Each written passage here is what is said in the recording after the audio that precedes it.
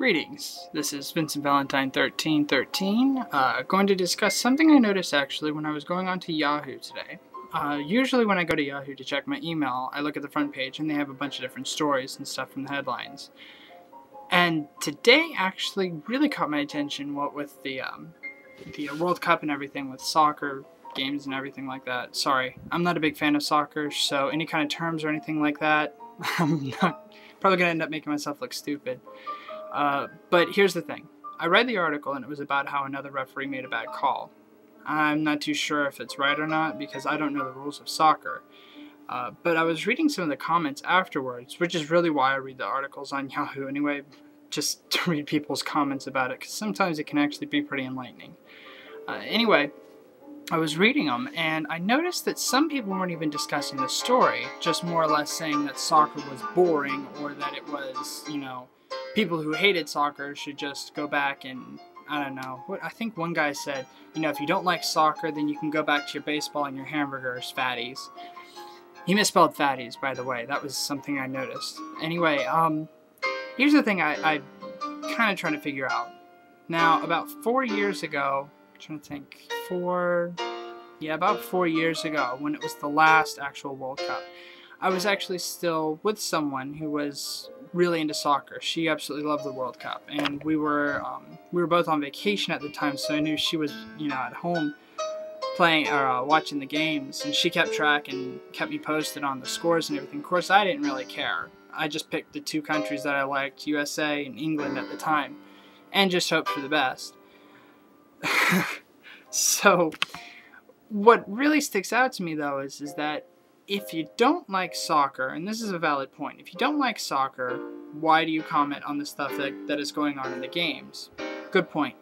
But if you do like soccer, then why would you diss somebody else's sport when they're dissing yours?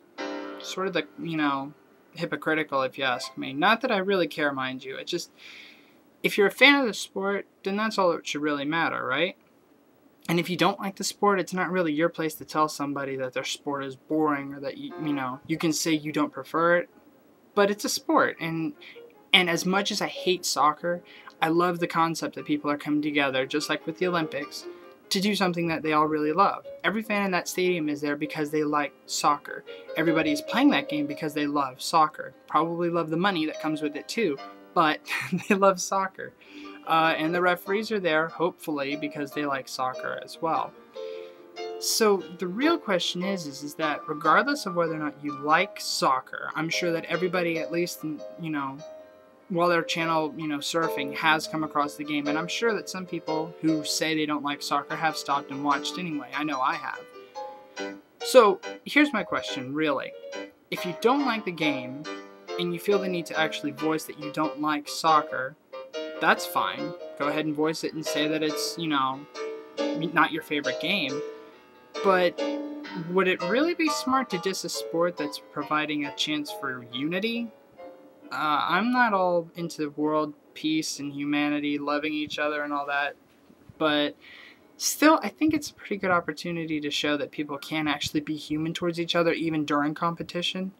I think there's that one picture where the guy from, Brazil's on the ground and the opposing teams over there trying to help him stand up. I think that's a fantastic picture, simply because it shows that this is an opportunity for world unity, at least a chance for people to get together from different countries and sort of realize that we're not all that different.